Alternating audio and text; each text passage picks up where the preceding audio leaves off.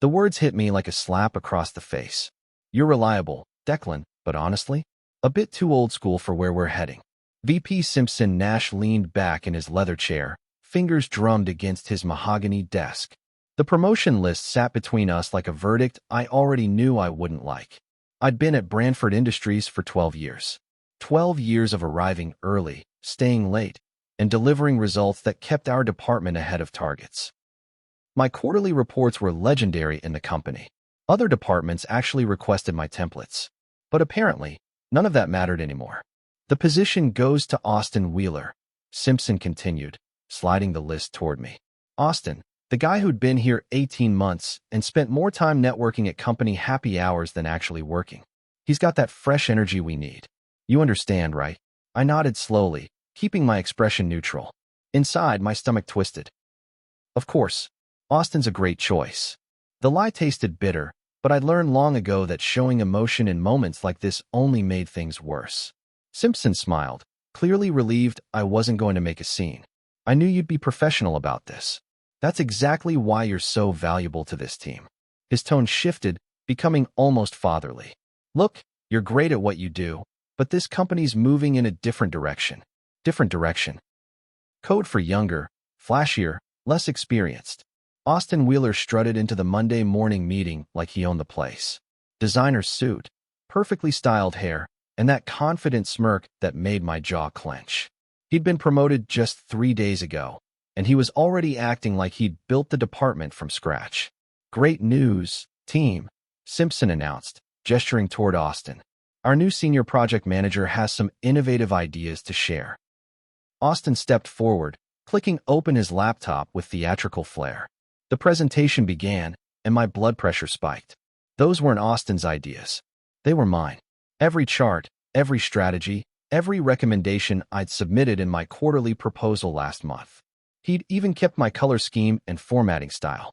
This data-driven approach will revolutionize our client retention, Austin said, pointing to a graph I'd spent hours perfecting.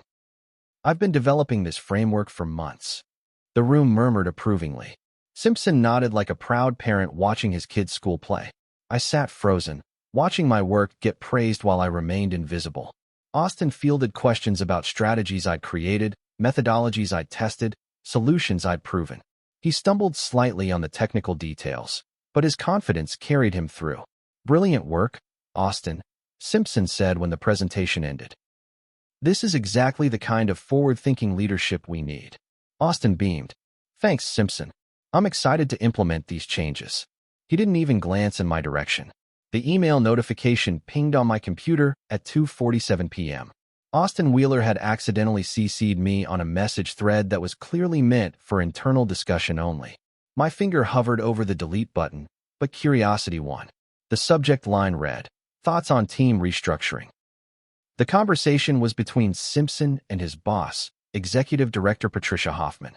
My name appeared in the very first message, and my stomach dropped as I read Simpson's words. Declan's reliable, but he's becoming dead weight. Too set in his ways, you know? Like company wallpaper, always there, but nobody really notices anymore. Patricia's response was even worse. Those old-school types never adapt. They think showing up and doing the bare minimum is enough. Austin brings real innovation to the table. Simpson replied, Exactly. Declan does his job fine, but there's no spark there. No vision. He's safe and boring. Austin's already generated 3 new client leads just from networking. That's the energy we need moving forward. The thread continued for several more exchanges, each one more devastating than the last. They discussed my limited growth potential and Austin's natural leadership qualities.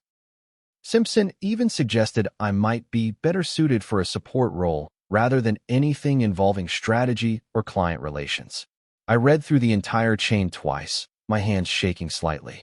Then I forwarded everything to a folder I created called Documentation and saved it to my personal drive. I said nothing. For 2 weeks, I watched and waited like a predator studying its prey. Austin fumbled his first major client presentation, mixing up revenue projections and calling Mr. Patterson 3 times. Simpson smoothed things over with apologies and promises of better preparation next time. Austin missed 2 important deadlines, forcing me to quietly fix his mistakes before they reached Patricia's desk. When she complimented the improved efficiency in our department, Simpson took full credit and praised Austin's fresh approach to project management. I documented everything. Every mistake Austin made, every excuse Simpson crafted, every time I cleaned up their mess without recognition.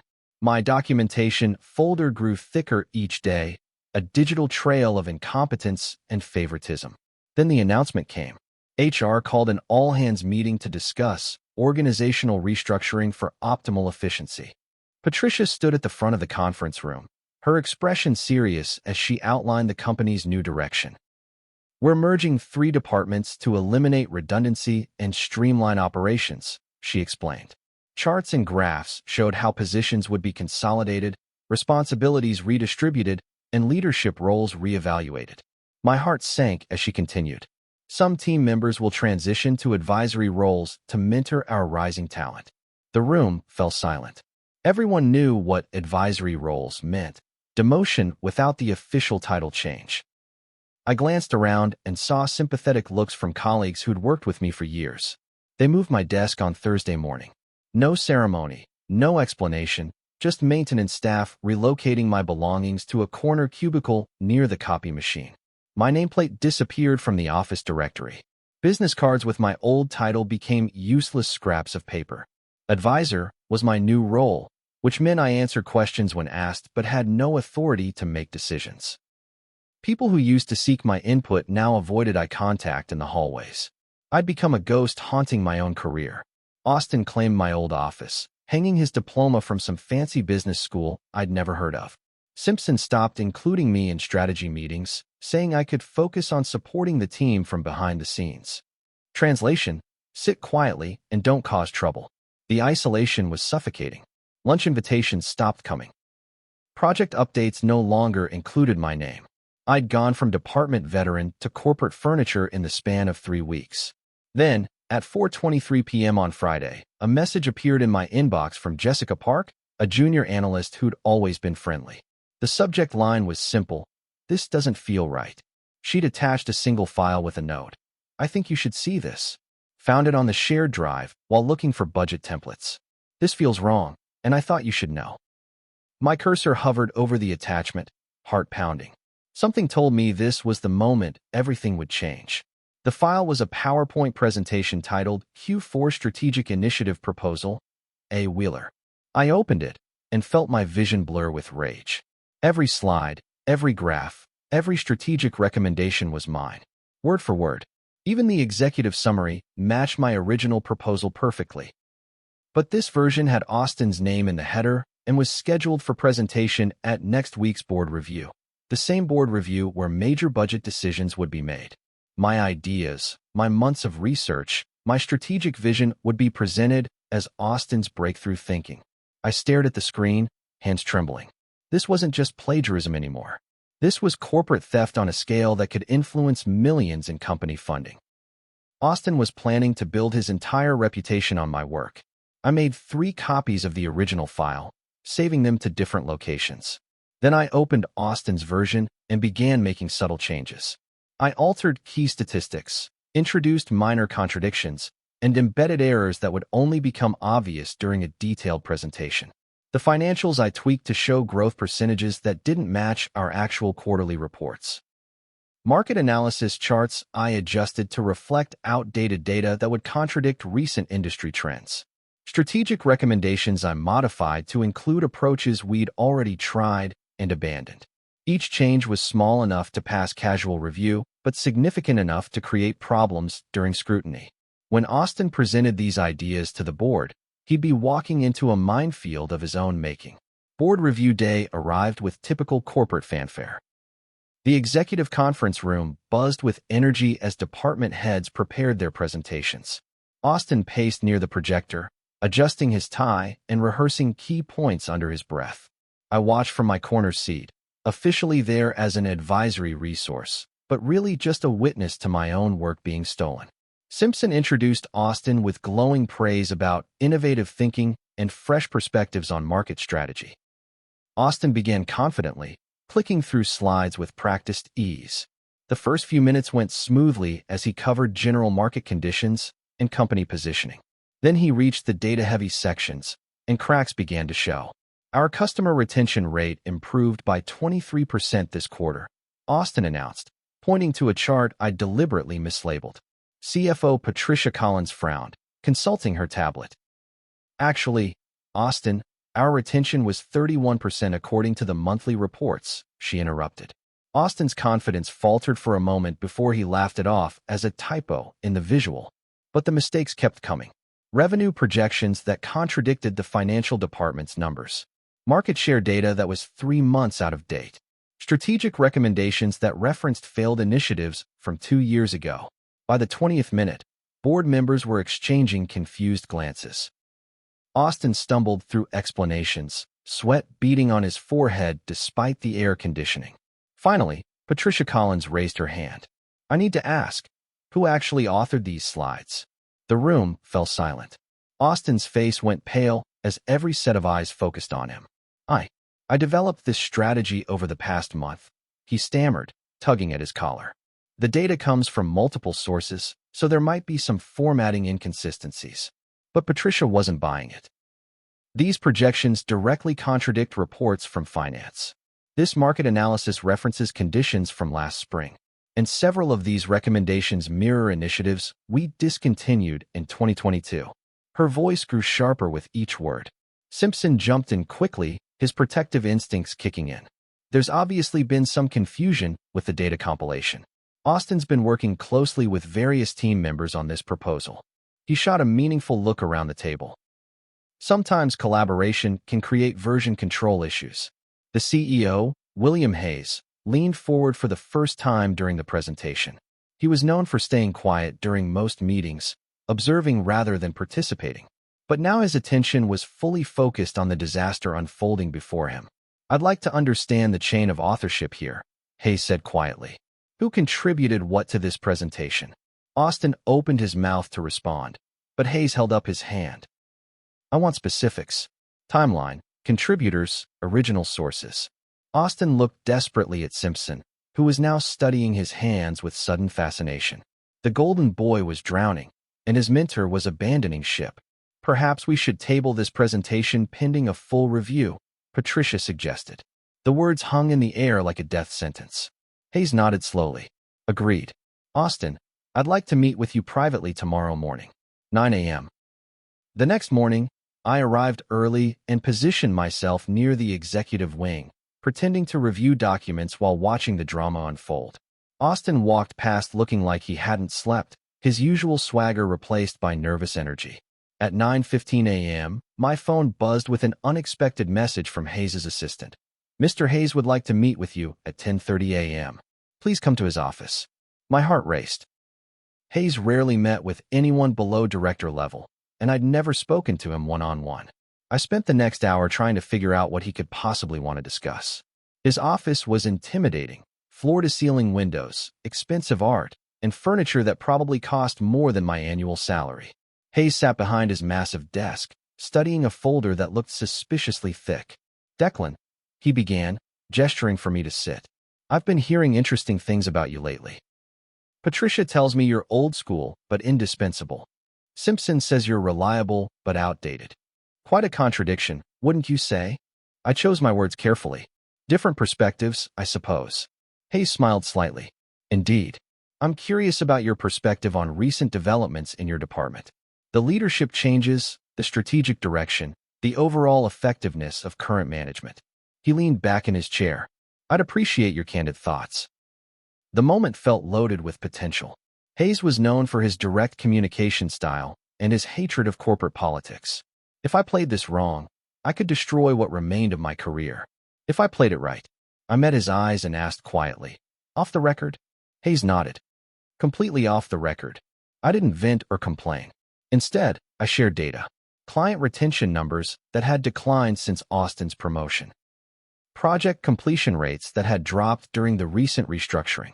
Budget overruns that had become routine under the new management style. These aren't personal opinions, I explained, pulling out printed charts from my documentation folder. These are measurable outcomes.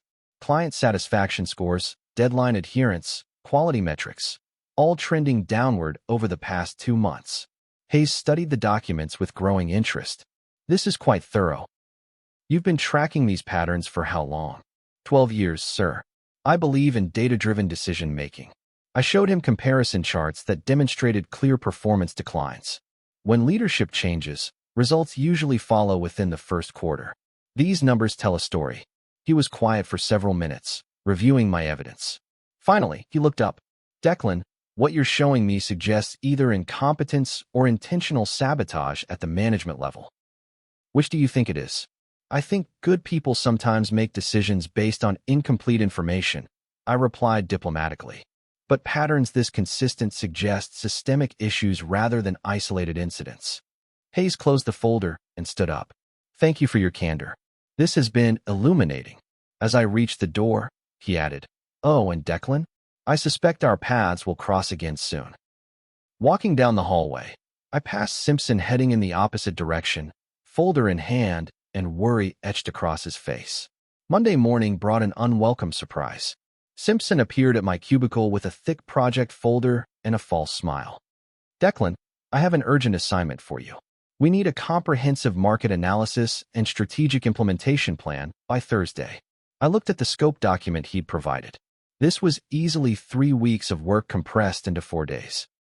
The kind of impossible deadline designed to ensure failure, creating justification for whatever disciplinary action they had planned. This is the Henderson Industries proposal, Simpson continued. Austin was supposed to handle it, but he's been reassigned to other priorities. Translation: Austin had probably screwed up another major client relationship, and they needed someone competent to fix the mess. Thursday seems aggressive for this scope, I said calmly. Simpson's smile turned predatory. I have complete confidence in your abilities, Declan. You've always been thorough. The way he said it made thorough sound like a weakness rather than a strength. I accepted the assignment without further protest. Simpson wanted me to fail publicly, creating grounds for termination or further demotion. But he'd made a critical error. He'd given me exactly the kind of complex, strategic project I'd been handling successfully for over a decade. That night, I stayed until nearly midnight, diving deep into Henderson Industries' business model, market position, and growth opportunities. By Tuesday evening, I had a preliminary framework. By Wednesday night, I'd created something extraordinary. Thursday morning, I walked into Simpson's office and placed a bound presentation on his desk. The presentation was 47 pages of detailed analysis, complete with financial projections, implementation timelines, and risk assessment matrices. I'd identified market opportunities that Henderson Industries hadn't even considered, proposed strategic partnerships that could triple their growth potential, and created implementation frameworks that addressed every possible obstacle. Simpson flipped through the pages, his expression shifting from smug expectation to genuine surprise. This is comprehensive, he admitted, clearly caught off guard by the quality of work. Henderson Industries has significant untapped potential in the healthcare technology sector, I explained. The analysis shows 3 distinct paths to market expansion, each with different risk profiles and ROI timelines. He continued reading, and I watched his face change. This wasn't just good work, it was exceptional work. The kind of strategic thinking that could land Henderson Industries as a major long-term client and generate millions in revenue for our company. That afternoon, Simpson called an emergency team meeting. Excellent news, he announced to the gathered staff. The Henderson Industries proposal has been completed ahead of schedule. He held up my bound presentation like a trophy. This represents exactly the kind of strategic thinking that drives results. He spent 10 minutes highlighting key points from my analysis, praising the thoroughness and innovation. Then came the part that made my blood boil. I want to thank everyone who contributed to this effort. Great teamwork, people. Austin nodded along, accepting congratulations for work he'd never even seen. Colleagues who knew I'd been locked in the office for 4 days smiled politely and avoided eye contact. Once again, my work had become invisible, absorbed into the collective achievement of the team. But at 3:47 p.m., my computer chimed with an email notification that changed everything. The email was supposed to go to Patricia Collins. Instead, it had been accidentally forwarded to me, probably due to autocomplete confusion in Simpson's email client. The subject line read, "Confidential Leadership Assessment." Simpson had written to Patricia, "The Henderson proposal situation confirms my concerns about executive decision-making at the board level. Hayes is completely clueless about day-to-day operations and too out of touch to understand modern business dynamics. He's making strategic errors that could cost us major clients." My hands trembled as I continued reading. Simpson was essentially calling the CEO incompetent, claiming credit for managing Hayes's poor judgment during budget discussions and boasting about protecting the company from his outdated thinking. The email detailed how Simpson had been diplomatically redirecting Hayes's decisions, taking credit for positive outcomes while subtly undermining the CEO's authority with other executives. He'd been playing a dangerous game of corporate politics, positioning himself as the real leader while publicly supporting Hayes. The final paragraph was the most damning. "I've been building consensus among department heads that Hayes needs to step back from operational decisions. Patricia, your support would be crucial if we need to make structural changes at the executive level." I read the email 3 times, hardly believing Simpson's arrogance. He was planning something close to a corporate coup, and he'd just handed me the evidence. I forwarded the email to Hayes with a simple message. "Mr. Hayes, I believe this was intended for someone else and thought you should be aware." Then I sat back and waited for the explosion. For 48 hours, nothing happened. Hayes didn't respond to my forwarded email. Simpson continued his normal routine, attending meetings and making decisions as if nothing had changed. I began to wonder if Hayes had simply ignored the message or dismissed it as office politics. But on Wednesday morning, subtle signs appeared. Simpson's 9 a.m. meeting with Patricia was mysteriously canceled. Austin's project review got postponed indefinitely. The weekly department head briefing that Simpson usually ran was reassigned to Patricia with no explanation. I watched Simpson grow increasingly agitated as his calls went unreturned and his meeting requests were declined. He started hovering around other executives' offices, trying to gauge their reactions to conversations I could only imagine. Thursday brought more changes. 2 legal department staff members appeared in our wing, quietly reviewing files and asking questions about recent project authorizations. They were polite but thorough, the kind of internal audit that made everyone nervous. Simpson cornered me near the elevators that afternoon, his usual confidence replaced by barely controlled panic. "Declan, have you noticed anything unusual lately? People asking questions, schedule changes, that sort of thing." I kept my expression neutral. "Not particularly. Why do you ask?" "Just curious about the general mood around here," he said, but his eyes were darting around like a trapped animal. "Sometimes information gets misunderstood in corporate environments. Information has a way of finding its intended audience eventually," I replied calmly. His face went pale. By Friday, the entire office dynamic had shifted. People spoke in hushed tones and avoided making eye contact with Simpson. Austin had vanished completely, officially working from home, but rumored to be in meetings with HR all week. Suddenly, everyone wanted to talk to me. Colleagues who'd ignored me since my demotion were stopping by my cubicle with friendly conversation and subtle questions about recent developments. HR called to check in about my job satisfaction and career goals. Patricia Collins, who'd previously treated me like furniture, scheduled a one-on-one meeting to discuss my valuable perspective on departmental efficiency. The meeting felt like a job interview, complete with questions about my long-term vision for strategic development. "Declan, your institutional knowledge is something we may have undervalued," she admitted during our conversation. "Sometimes experience and reliability are more important than flashiness." That afternoon, Hayes's assistant called with a message that made my heart race. "Mr. Hayes would like you to attend Monday's leadership meeting. He specifically requested your presence." The leadership meeting was legendary in company folklore, a monthly gathering of senior executives where major decisions were made and careers were shaped. I'd never been invited before, despite 12 years of exemplary service. I spent the weekend wondering what role I was meant to play in whatever was about to unfold. Monday morning, I put on my best suit and walked into the executive conference room, where Hayes was waiting with the company's top leadership team. The conference room felt different this time. Hayes sat at the head of the table with an expression I'd never seen before. Focused, and slightly dangerous. The other executives appeared uncomfortable, avoiding eye contact and shuffling papers nervously. "Thank you all for attending," Hayes began, his voice carrying an edge of authority that commanded immediate attention.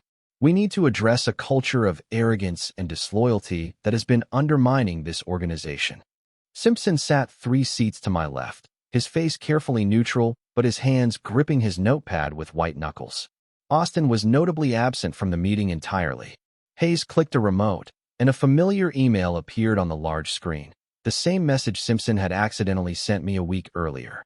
The room fell completely silent as everyone read Simpson's words calling Hayes clueless and out of touch. "This message was sent to me by mistake," Hayes continued, letting the weight of those words settle over the room. "It provides insight into how certain members of our leadership team view their responsibilities and loyalties." Simpson's face had gone ashen. He opened his mouth to speak, but Hayes held up a hand. "What concerns me most isn't the personal insult, though that's disappointing from someone I trusted. What concerns me is the fundamental disrespect for organizational hierarchy and the apparent belief that manipulation and deception are acceptable management tools." The silence stretched uncomfortably. I could hear the air conditioning humming and papers rustling as executives tried to process what they were witnessing. Hayes clicked the remote again. "We'll be conducting a comprehensive review of recent departmental decisions and leadership effectiveness." The internal audit began immediately. Hayes had brought in an external consulting firm to review recent projects, budget allocations, and personnel decisions. I was asked to assist with the investigation, providing historical context and documentation for various initiatives. It felt surreal to be working directly with investigators, answering questions about decisions I'd watched unfold from my marginalized position. They were particularly interested in the timeline of recent changes: Austin's promotion, my demotion, the Henderson Industries project, and the pattern of credit allocation for successful initiatives. "We're seeing some interesting discrepancies," lead investigator Carmen Rodriguez explained during one of our sessions.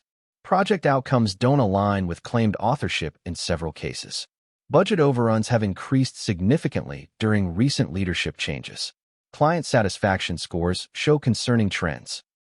I provided them with my documentation folder, 12 years of carefully maintained records that painted a clear picture of departmental performance under different leadership structures. The data told a story of steady success, followed by recent decline. But the real breakthrough came when they accessed the shared drive and discovered a folder labeled Innovation Grants. The folder contained financial records for consulting payments, vendor contracts, and project expenses that didn't match anything in the official budget reports.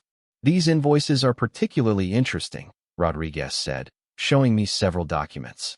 Payments to consulting firms for services that appear to duplicate internal capabilities. Large sums for market research that was supposedly conducted in-house. As I examined the paperwork, a pattern emerged. Multiple payments to a consulting company called Strategic Solutions LLC for work that looked suspiciously similar to projects I'd completed internally. A quick corporate database search revealed that Strategic Solutions LLC was owned by someone named Derek Wheeler, Austin's brother. The evidence was overwhelming. Over the past 18 months, Simpson had approved nearly $200,000 in payments to Strategic Solutions LLC for specialized market analysis and strategic consulting services. The invoices were professional and properly formatted, but the actual deliverables were either missing or consisted of work I'd already completed internally. I spent 3 days compiling a comprehensive report that traced the money trail. Every payment to Derek Wheeler's company corresponded to a project where Austin had received credit for exceptional work. The timing was too precise to be coincidental. Simpson had been funneling company money to Austin's family, while ensuring Austin received recognition for work he hadn't done. It was an elegant scheme that benefited both men while systematically undermining legitimate employees like me. The scope of the fraud was staggering. Not only had they stolen credit for my work, but they'd also charged the company hundreds of thousands of dollars for the privilege. Every successful project I'd completed had generated payments to the Wheeler family through fraudulent consulting contracts. I printed the complete evidence package and locked it in my desk drawer. Then I made a call to my old colleague Maria Santos in compliance, someone I'd worked with on ethical training initiatives for years. Maria, I need to discuss some financial irregularities I've discovered during the audit process, I said carefully. Can we meet off-site? We met at a coffee shop downtown, where I laid out the entire scheme. Maria's eyes widened as she reviewed the documentation, her compliance training immediately recognizing the legal implications. Declan, this isn't just fraud, she said quietly. This is embezzlement, conflict of interest, and conspiracy. The Wheeler brothers could face criminal charges. Monday morning brought the confrontation I'd been expecting. Simpson burst into my cubicle at 8:23 a.m., his face red with fury and his usual corporate polish completely abandoned. What the hell are you up to? He demanded, loud enough to attract attention from nearby colleagues. I know you're behind all this audit nonsense. Playing innocent while you stab people in the back. I looked up from my computer calmly, making sure my voice carried clearly across the office. I'm not sure what you mean, Simpson. I've simply been cooperating with the company's internal review process. Don't give me that bullshit, he snarled, leaning over my desk. You've been collecting information, documenting everything, waiting for your chance to cause trouble. This is about the promotion, isn't it? You can't handle being passed over for someone better. The accusation hung in the air as other employees pretended to work while obviously listening to every word. Simpson had just publicly admitted that he viewed my cooperation with a legitimate audit as a personal attack rather than professional responsibility. Actually, Simpson, I said, standing up to meet his gaze, you should really check your sent folder. His expression shifted from anger to confusion. What? Your email from last week. The one about Hayes being clueless and your plans for structural changes at the executive level. You might want to review who actually received that message. The color drained from his face as understanding dawned. He'd been so focused on blaming me for the audit that he'd forgotten about his own careless mistake, the accidental email that had started his downfall. Simpson backed away from my desk, his corporate bravado crumbling as he realized the trap he'd walked into.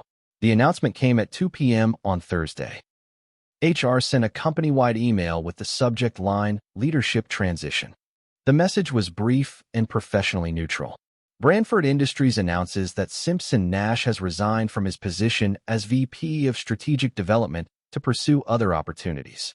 We thank Simpson for his contributions to the company and wish him success in his future endeavors. This transition represents a mutual decision aligned with our organizational goals. Corporate speak for, we caught him stealing, and he's lucky we're not pressing charges.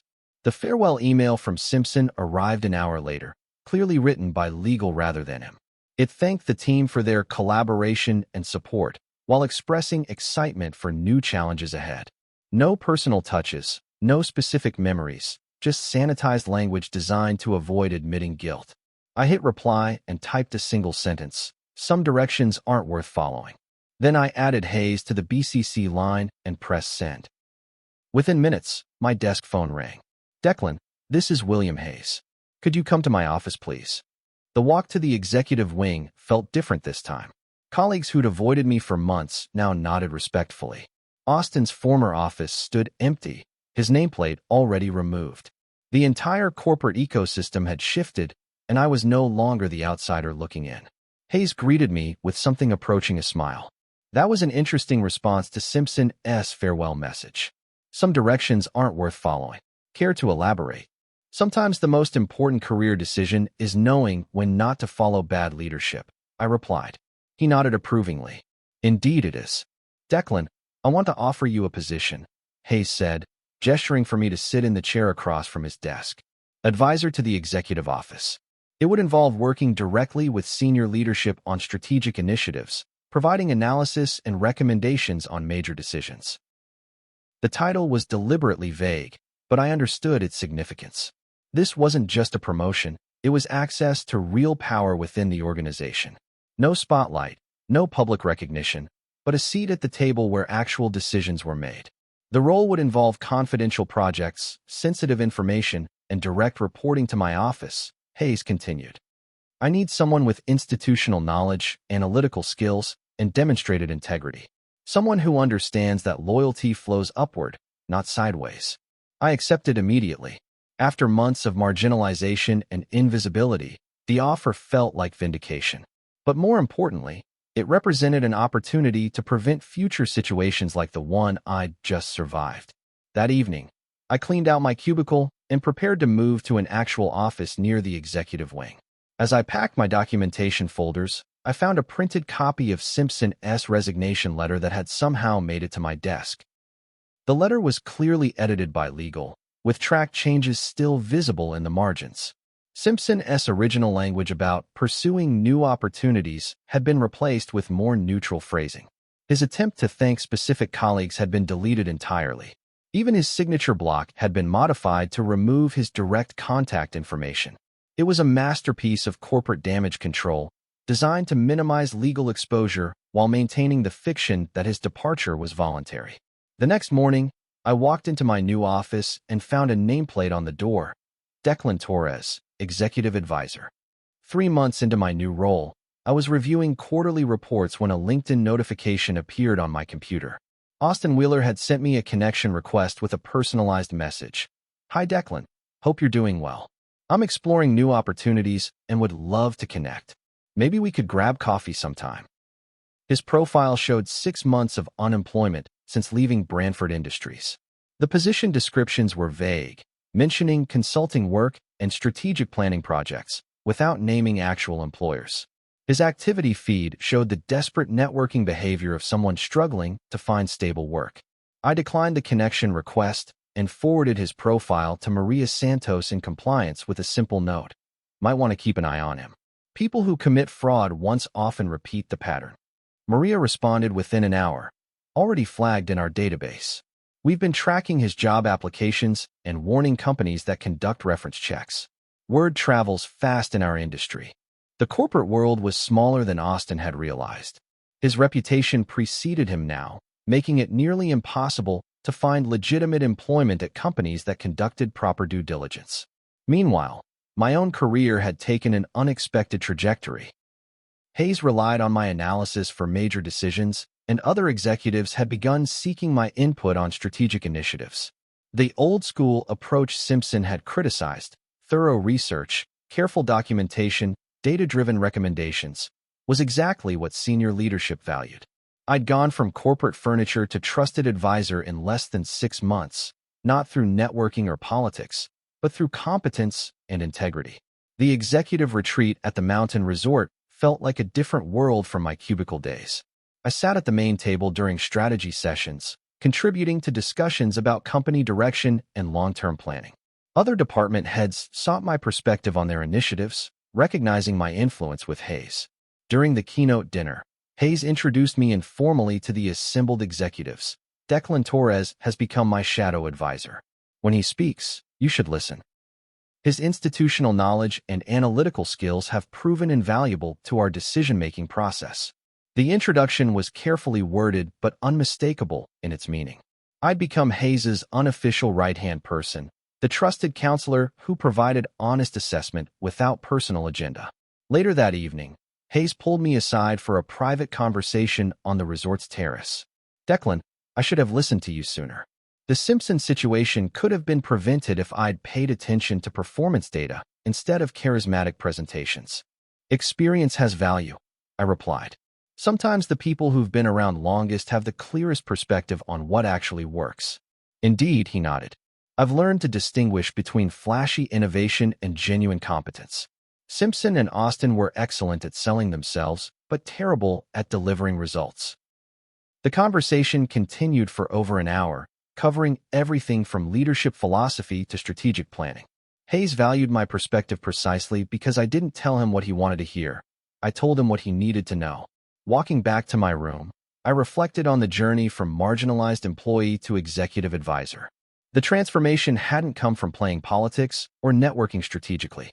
6 months later, I was invited to speak on a leadership panel at the regional business conference.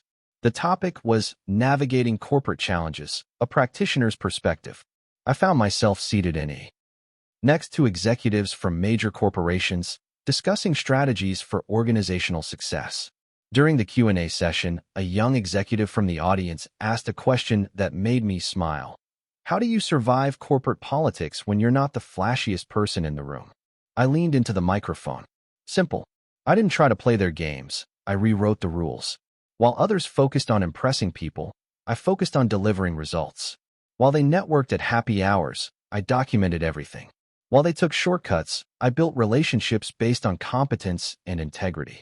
The audience was silent, absorbing the message. Corporate politics assumes everyone is playing for short-term advantage. But if you're playing for long-term success, the rules are completely different. Consistency beats charisma. Reliability beats flash. Truth beats manipulation.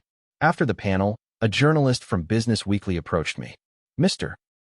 Torres, there are rumors that you were instrumental in exposing a major fraud at Branford Industries. People say you took down executives who seemed untouchable. Care to comment? I smiled politely. I simply documented what I observed and cooperated with internal investigations. Sometimes the truth has a way of surfacing when people stop trying to bury it. But you went from being demoted to becoming one of the most influential advisors in your company. That's quite a transformation. The work speaks for itself, I replied. Results don't lie, even when people do. That evening, I sat in my home office reviewing emails before bed. One message caught my attention.